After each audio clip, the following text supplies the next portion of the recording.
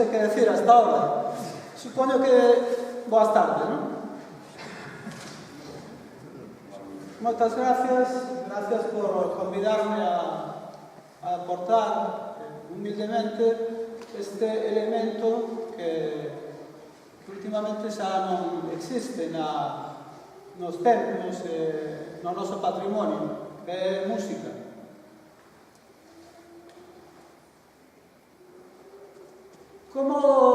Que podo aportar eu hoxe? O primeiro, unhas músicas feitas con un instrumento, copia dos instrumentos que se tocaban no século XII e no século XIII en Galicia. Unha cítola.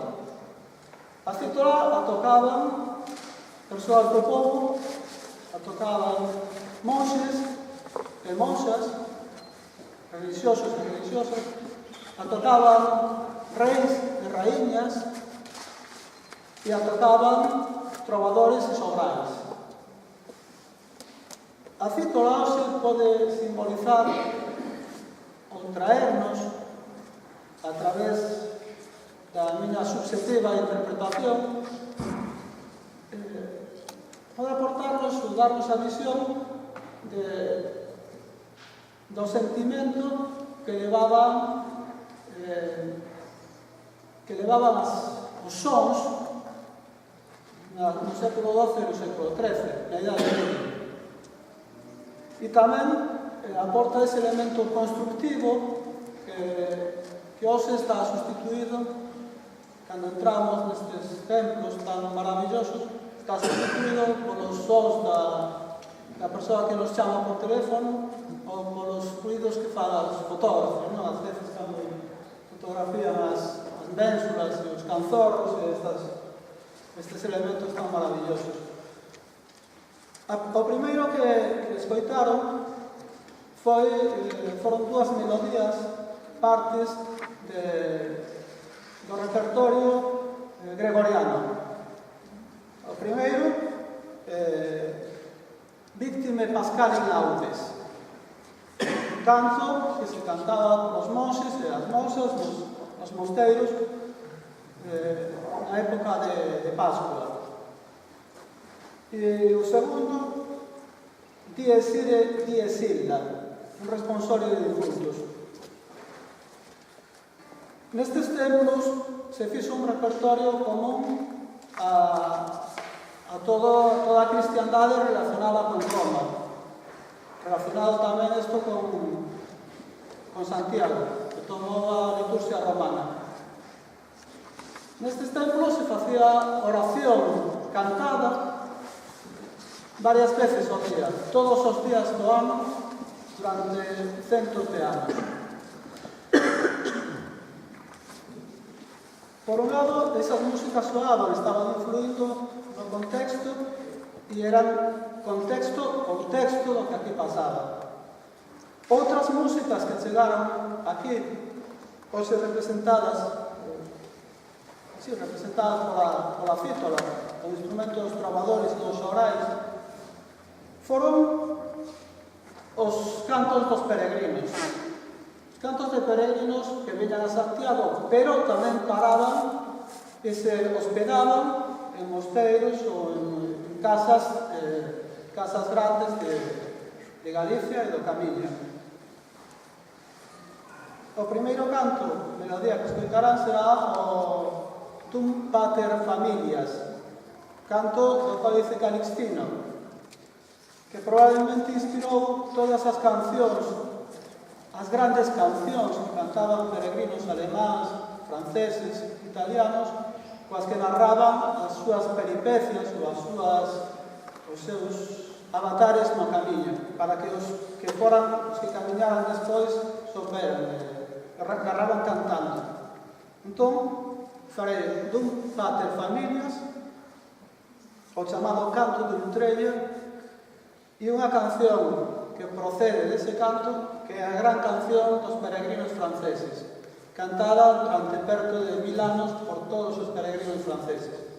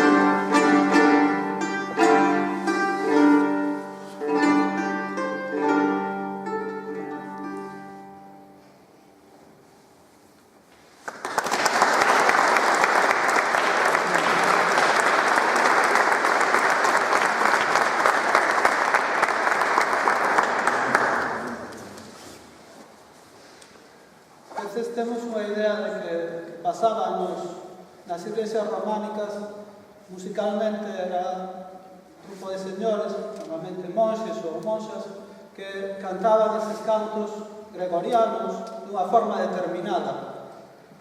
Pode ser que non fora como nos pensamos hoxe, non? Pode ser que cantaran de forma diferente, pasaron moitos anos, e o que sabemos é que non eran as únicas manifestacións musicais espirituais que se facían nos templos e nos edificios cercanos aos templos. Sabemos que nos templos se facía danza. As danzas foron prohibidas por Carlos III dentro dos templos. Moitos dos grandes templos da Ribeira Sacra entrábamos danzantes os días das festas. Tamén se facían representacións teatrais, mayoritariamente religiosas. Se facían distintas expresións da liturxia, non só a misa, non só as vísperas. Facían, durante os tempos de festas, facían outros actos dentro dos templos, que formaban parte da vida espiritual e da vida dos lugares. O románico coincide en Galicia coa maior expresión artística e lírica da nosa historia, que somos a arte trovadoresca. Hoxe non será cantada. Normalmente a lírica galega é entendida como algo poético que se recita. Eu, os meus colaboradores, o meu grupo de música antiga, sempre entendemos a lírica galega como cantiga, é dicir, expresión da cantiga, é algo cantado. Hoxe non será nin cantado nin leído, será tocado instrumentalmente. Si farei estas melodías, unhas das melodías máis representativas da arte trovadoresca galega, que soou dentro e fora dos templos.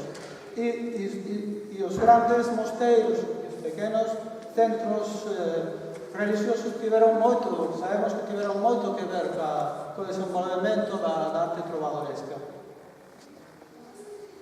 Primeiro farei unha peza das poucas das que conservamos a música. É unha melodía de Martín Kovacs. Esta melodía do poema da cantiga Andade comigo probablemente ten a súa orixe nun canto do Códice Calixtino, o Vox Nostra Resone. Non quería estenderme moito falando, porque me chamaron para facer música, pero creo que unha pequeniña explicación ten que ver. Teño que facer.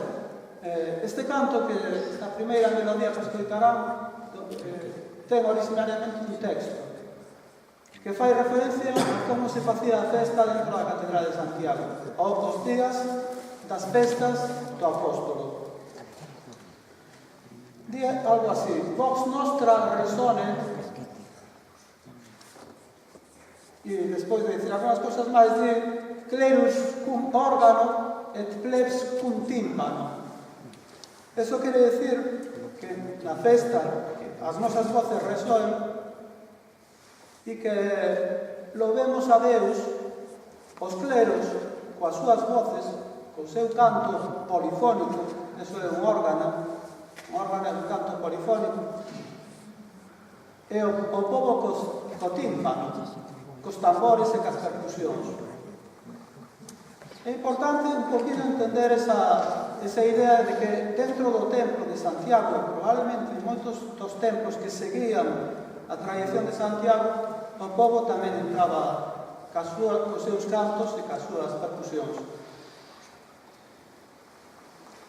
Despois destas duas pequenas intervencións melódicas, Vox Nostra e Mandade, farei dúas das cantigas máis coñecidas de Alfonso X, o Sabio, que, entre outras cousas, era moi sabio porque fixo o maior compendio de arte trovadoresco que existe na Idade Media, que foron as súas cantigas de Santa María.